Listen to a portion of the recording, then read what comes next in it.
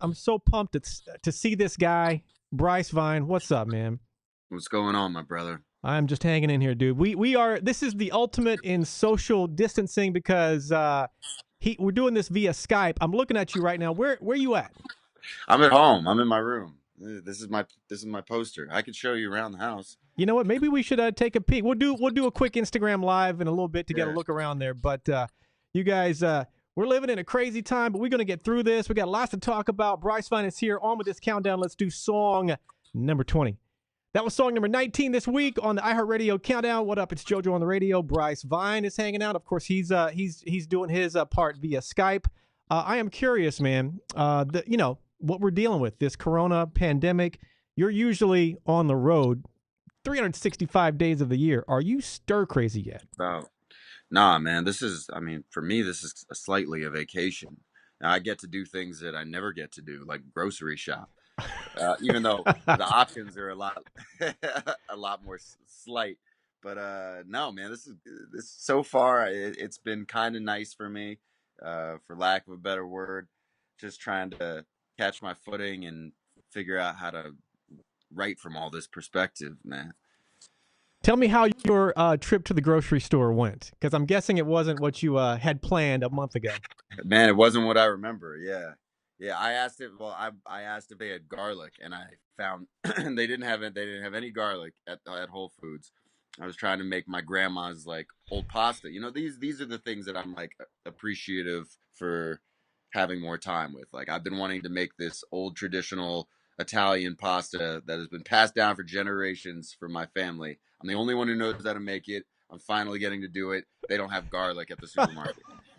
And but the guy found some. He went in the back. He brought back some garlic, and I had to like hide it in my jacket. Never in my life did I think minced garlic was going to be like a form of currency. Do you think you got the garlic because you're Bryce Vine, or did he know who you were? Like, hey, it's He Bryce Vine. didn't Get know, get man. the He didn't secret know. I garlic. just asked the right way. It's all about who you know. Are you working on anything beyond baby girl? I assume because you're basically self quarantined in the house. You got nothing but time and your grandma's pasta. Uh, what are we working on aside from, of course, baby girl, which we'll get to?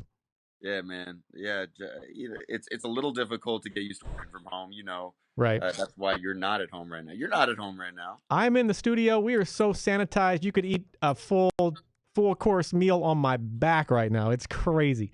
I've done it before. You look clean, so that's good. Oh, thank Uh, you. um, yeah, man. I mean, luckily I live with a couple of writers that I work with a lot, and like JP, who I wrote La La Land with, and everything. So, just yeah, just taking it a day at a time, man. Just you don't want to also start to want to kill the people that you create with. True. That's gonna really put some dampers on things. So we started yesterday. I bought a new Guitar Center. That was one of the things I did. It's like a little Coco, the guitar from Coco, the Oh, movie. no kidding. Yeah. So just like doing little things to stem the creativity.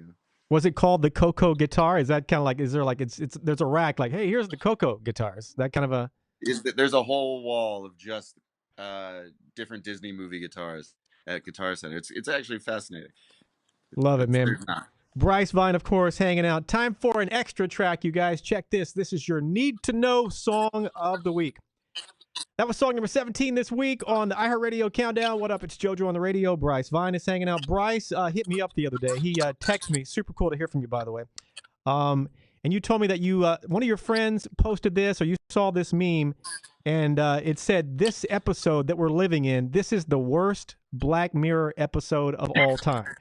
I mean, explain get for people who haven't seen that or even heard it. Just what I what mean, do you think they mean by that? Because I know what they mean.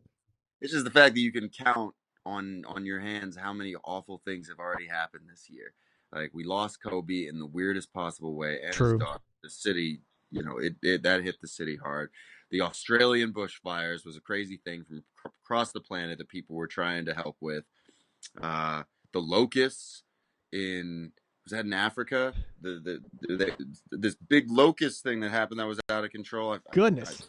sound stupid, and now the coronavirus, man, just keeping us all inside and killing people, and I mean, people are losing their jobs. I've never in my life been in a situation like this. I'm sure you haven't either. I haven't seen It's a real anything. slap back to reality. It certainly is. I can't wait, and we're going to get through this. We will get back to normal or a version of normal at some point. But the little things that we used to take for granted. Hey, a handshake, going to a ball game with a bunch of people. You know, I mean, I hope we get back to Yeah, that, man. and I will never take those things for granted ever again.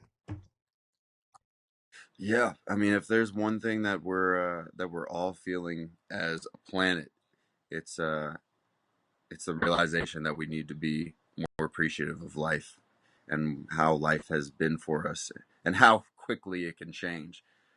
Amen. Bryce Vine, of course, hanging out, you guys. I Yo, love these stories, even during these crazy times. I need to hear what I refer to as, and I should probably think of a better name for it, psycho fan encounters. I'm not saying your fans are psycho. They're lovely, beautiful, wonderful, amazing people. But every now and then, somebody goes a little, little off the deep end. Do you have one of those stories you can give me? ah man, I really don't like. Not that I want to talk about anybody that's possibly listening to this. And they didn't realize that was a psycho fan encounter for me. I've just had like a couple things where people will find their way backstage and not just be upfront about it. They'll be like, they act like they're kind of part of the backstage team, and they ask me for a picture, or they'll ask, but it's usually just that, and they just kind of throw me off for a second. But no one's tried to kill me, so that's good. That's a good thing. Has anyone tried and Halsey told me this, and this makes complete sense. Someone tried to do like they had a walkie-talkie. You know, they had a walkie-talkie from, a toy store, I guess. Who knows? And they're back there with the walkie-talkie and a flashlight. And that walkie-talkie and that flashlight got them all the way backstage to say hello to Halsey. So, have you had anyone try that?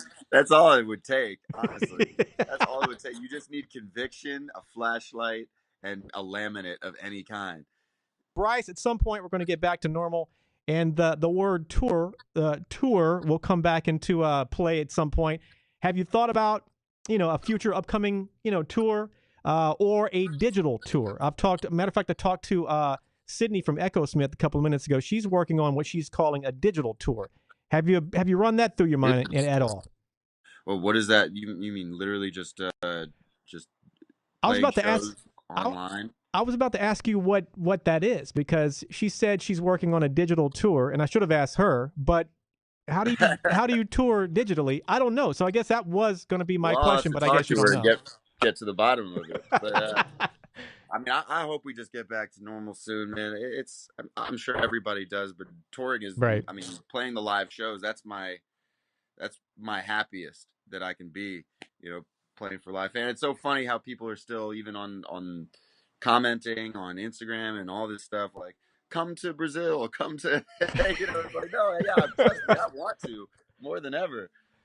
Yeah, we're not doing too much traveling right now. I know, like, even Dee Snider's daughter got caught in Peru. She got quarantined in Peru, and she can't get back in the States right now. Like, people are really struggling, and I don't know, man. I would love to see things get back to normal. Amen to that. True or false, man? You were in a Miami club, which I'm told is not normal for you to be in a club. Whether that's true or not, I have no idea. And you realize that as you're in the club, that you've never done a quote unquote club song, which is why you wrote "Baby Girl." Is there any truth to that? Yeah, absolutely. I was there over Christmas break. Simpler times, Yeah, right. December. Uh, yeah, and I just realized they played La La Land in there, and I sometimes I'll just be in there and watch people's reactions to stuff and see what they respond to. You know, if the box by Roddy Ricch comes on, everyone's going off. But I realized I didn't really have a club song, and I wanted one. I wanted one for people to celebrate with. So that's what "Baby Girl" is for me. "Baby Girl." Let's do this track, man. Tell me what I need to know. Big collaboration track, man. My favorite artists. I mean, Chad Hugo is a producer. I've been listening to Neptunes and NERD since I was a kid, so check that off the bucket list. Coltrane, a fantastic writer and artist, and now I got Jeremiah on the remix of it. I just all of a sudden in one song got to work with like three people that I always wanted to work with. It feels so cool. I may have asked you this before, but just to be safe, let me ask again. Two-part question.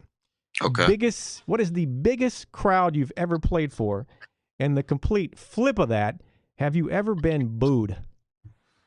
Oh, okay. Let me answer that second question first. Oh, here we go. Yes. Uh, Why do I I love got these so booed. much? Not that I'm glad you got booed, but I just love these stories. I got booed maybe 3.5 years ago. I opened for French Montana and Ti at UConn, or was it University of Hartford? One of those schools. It was in Connecticut. And not only did we get booed, but 5 minutes before I was even done with my set, all of our equipment, the computer, my DJ stuff, the turntables, everything fell off the stage and Oh, broke and busted. Yeah. so how do you recover? Well, I guess you don't recover You from don't that. recover from that, man. You talk for 2 minutes, you realize that there is no recovery. People are still booing, and then you get off stage. There was no Wow. redemption to be had. No mercy, no redemption. Oh God. All right. What about the the biggest biggest crowd? the biggest crowd, I'd say, well, my biggest crowd I ever had probably was like, I played Firefly Festival last year, and I was supposed to play it this year. It's still technically going to happen, but we don't know. I played Firefly Festival to a crowd of like 15,000 people.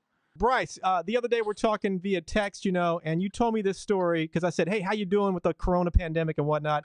And you said you got stuck in Colombia for a hot second. It was a scene, quite the scene, right? Yeah, I did. I mean, I was dramatic about it. No, I wasn't. No. Yeah, look, for 6 months, just a little backstory. I had this trip planned with some of my best friends from high school for their birthday, and I don't get many chances to take vacations, so I gotta like plan them ahead, Right. you know. And I knew things were just starting to get a little wilder. Like last week, it really went off with this virus thing. They really started shutting stuff down. So I flew overnight to Colombia. All my friends were already out there, and I was 2 hours into um, what is it called? Customs, and they saw that I checked off that I had been to Spain because I had just got off a Europe tour, and they threw me in a room by myself basically and locked the door for Oh. 24 hours. Oh. And I didn't have anything. I slept on a bench. It was the opposite of a vacation. Oh, My wow. Yeah, What'd you? Colombia was kind of disappointing. My God, what did you have in the room? Just your phone and the bench, and And my that's it. I guess. suitcase, but it was 90 something degrees in Colombia, so I didn't, and it's freezing in this room, and I didn't bring any sweaters because I was gonna. It was hey, it was Colombia, it was a vacation. No, I spent the entire time, 24 hours, and then got flown back to LA. Thank God, I got out because I think 2 days after I left, they closed the border for real, for real. Wow, sounds like a lovely vacation, Bryce. A lovely Yeah, yeah, vacation to yeah. Colombia. Really ease the mind. So Bryce, I've been enjoying quarantine. It's been my one chance at actually chilling out and doing what I meant to do. we've never talked about this. I've asked you about this a couple of times, and I think we have an update, at least an update that I need to hear. Oh, Drew Barrymore has heard Drew Barrymore. she has, Yes. she has. For years, I've been asked that question in interviews, and it was like, no, no, I haven't heard from her yet. No, man, I got to do Kelly Clarkson's new talk show. I was one of the first guests on there, and I'd never been like a guest. Usually, I just perform. Um, but I had to talk to people, and she put Drew Barrymore up on a big screen, and she said that she loved my song. Oh, So I'm sitting there with Kelly Clarkson, and Drew Barrymore's on the screen, and Jay Leno was sitting next to me. He was the guest that day, and I was, man, that was a dream come true. how random. Jay Leno's there. And did she seem to like she wasn't just saying it. She seemed like she really, felt the song, and she must have been flattered that it's called Drew Barrymore, I would I mean, she's imagine. an actress, JoJo. I don't know if she meant it, but she definitely seemed like she did. Maybe yeah, good point. Maybe she was lying. Bryce, are you still driving the are you still driving the red Mustang that you bought from one of your fans? I am, man. Yeah, yeah. I've had it now like a little over a year and a half, and I took it out the other day and took it to the grocery store and took it to Barnes and Noble. It's what's amazing is being out in Los Angeles at 6 p.m. on a weekday, No and traffic. No traffic, man. Oh my God. It is crazy. I mean, I can. Let me say this, and I'm sure you'll agree with this statement. I was flying on the 5 freeway, which is a massive freeway in LA. You know, prime time traffic central, doing 80, which never. I shouldn't say that, but Which is also illegal, yeah. illegal. But Street racing. but that never happens. It felt so crazy. Maybe other parts around the country, to have no traffic is, okay, it's fine. It's such a surreal, like it's crazy, right? Yeah, I think it's so surreal for LA to not have traffic that everyone understands why that's weird, even if you aren't from here. It's like saying everyone's not in New York, or sorry, there's no one in New York right now. It's like if New York was empty, no one would really believe you. I don't know. I don't know how to say that. I know what you're saying.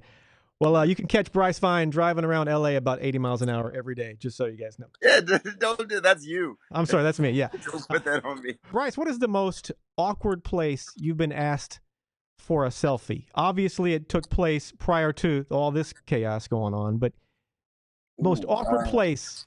Can I have a selfie, Bryce Vine? Okay, so I probably just from two people wearing masks and gloves in the CVS down the street from my place, like last night. Really?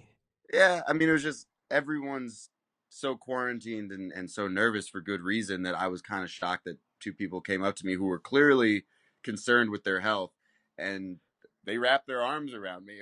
There was no moment of hesitation. It was like, oh, okay. I was about to say, like, I guess, if people still need selfies from time to time during this madness, maybe, I guess the way to do it would be to, like, have them stand 6 feet in front of you and kind of just make sure you're in frame. That'd be the proper way to do it, right? Yeah, like from all the way back here. Yeah, like that, exactly. I'm looking at him on Skype right now. Like a Where Waldo thing. So I guess if anyone's doing a selfie from here on out, once we get out of this quarantine craziness, 6 feet in front, pull the phone out, no touchy, boom, we're good. There it is. New rule. I think the most important question of the entire interview here, aside from baby girl being out and all that, do you have enough toilet paper? Bro, I don't even know what that is. I don't know what is enough toilet paper? How do you gauge that? I've never had to before. I didn't realize that it was going to become a form of currency until a week ago. So I don't know, man. Do you know what I did recently? And I think I'm good. I have, I think I have enough. Maybe sweat trickling down my forehead right now. But I got toilet paper for that. Yeah, thanks. But we bought some toilet paper, although it hasn't arrived yet, from eBay. We bought it off eBay. Oh, eBay. I forgot about eBay. Everyone's always talking about Amazon, but eBay coming in. Yeah. We tried Amazon, at the time we were looking, sold out. Maybe they're all stocked up again or whatever it was. Who knows? But eBay, now granted, this might be the most jacked up prison toilet paper you've ever seen in your life. We'll see how it turns out when it gets here, but you might want to check out some eBay there, Bryce. Money's money, man, and toilet paper is currency, so let's go. Good for you. Bryce, quick recap. Baby girl is out. Get on this, or you're a bad person. What else do people need to know? I mean, new music coming out in the future, obviously. You're working on stuff as you're quarantined right now. What else should people know about Bryce Vine at the moment? I'm just trying to think of ways to adjust to this new future, man. Try to still bring people together separately. I put together a playlist on my Spotify that fans can add songs to, so we can kind of share music with each other. And I've been listening to that. And I'm putting out my new project in like June, and I play songs on live and stuff like that. Just trying to think of new ways to, like I said, adjust to this, get people involved, keep the fans still excited.